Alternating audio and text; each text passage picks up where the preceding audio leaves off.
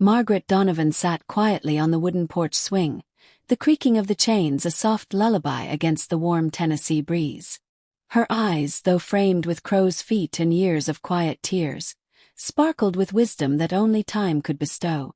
She watched the sun descend slowly over the rolling hills, painting the sky in strokes of gold, pink, and crimson. At 82, Margaret had lived through wars, losses, victories, love, and heartbreak. Her hands bore the map of her journey, wrinkled and rough, each line telling a different chapter of her life. For some, aging was a dreaded process. But for Margaret, it was God's most precious gift, a privilege not everyone received. Inside the house, her granddaughter Emily buzzed around the kitchen, preparing dinner.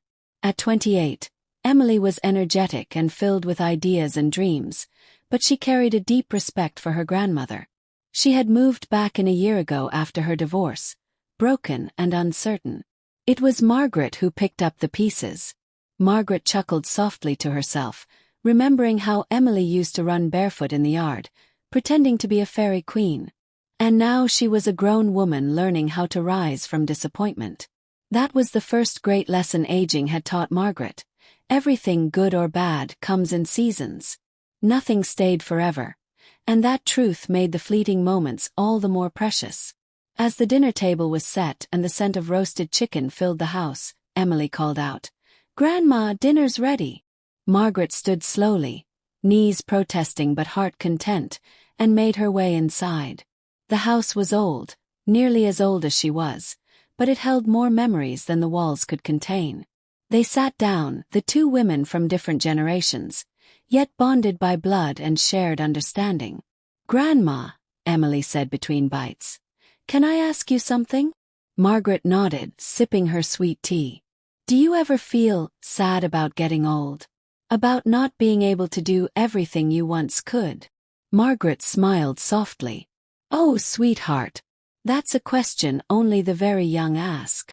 Emily looked down, embarrassed, but Margaret reached across the table and gently touched her hand. "Let me tell you something," she said. "I used to think growing old was something to fear too. My hair turned gray, my back started aching, and the mirror showed a woman I barely recognized. But with each passing year, God opened my eyes a little wider.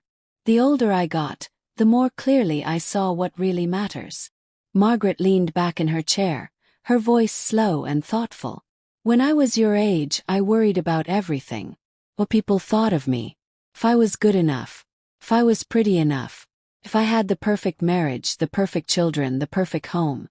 I ran myself ragged trying to meet everyone's expectations.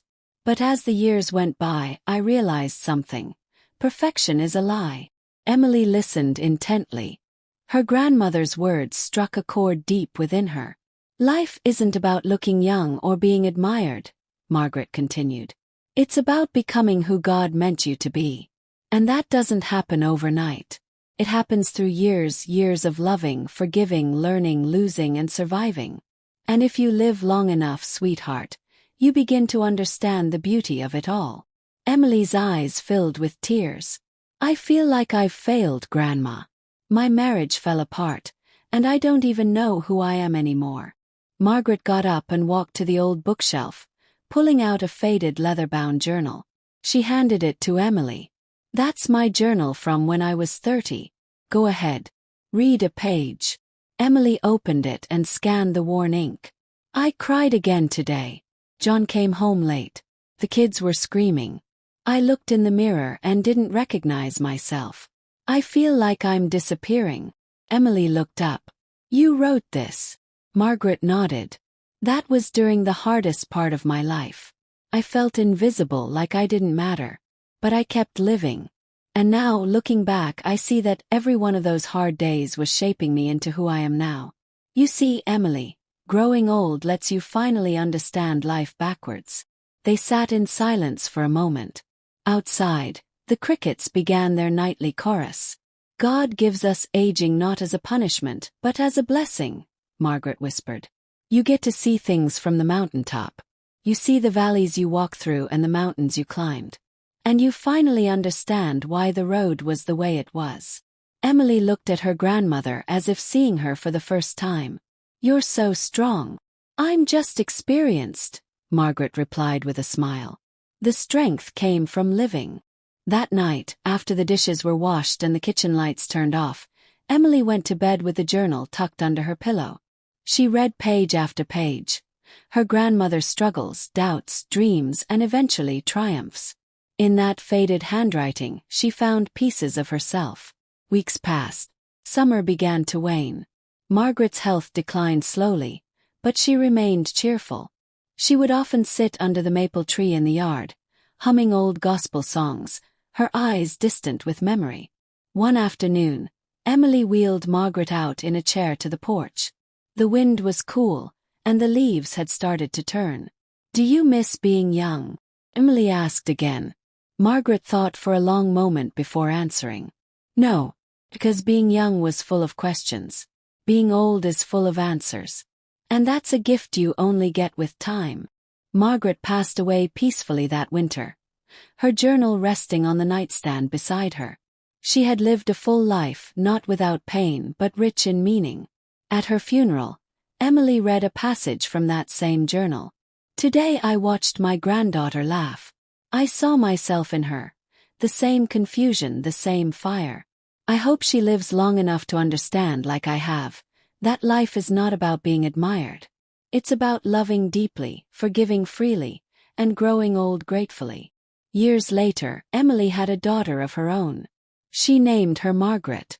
And every now and then, she would take out that old journal, sit under the maple tree, and read aloud the wisdom of a woman who had shown her that growing old was not something to fear, but God's greatest gift. Because in growing old, you gain more than gray hair and wrinkles. You gain perspective. You gain freedom from what once held you down. You gain the ability to pass down stories like torches in the night, lighting the way for the ones who come after. And in the end, you learn that life's real treasures aren't measured in youth or wealth, but in the quiet moments. Shared laughter, kind words, forgiving someone you love, and watching a sunset with someone who still calls you by your first name after 50 years. That is the blessing of age. That is the miracle of time. That is the gift of God.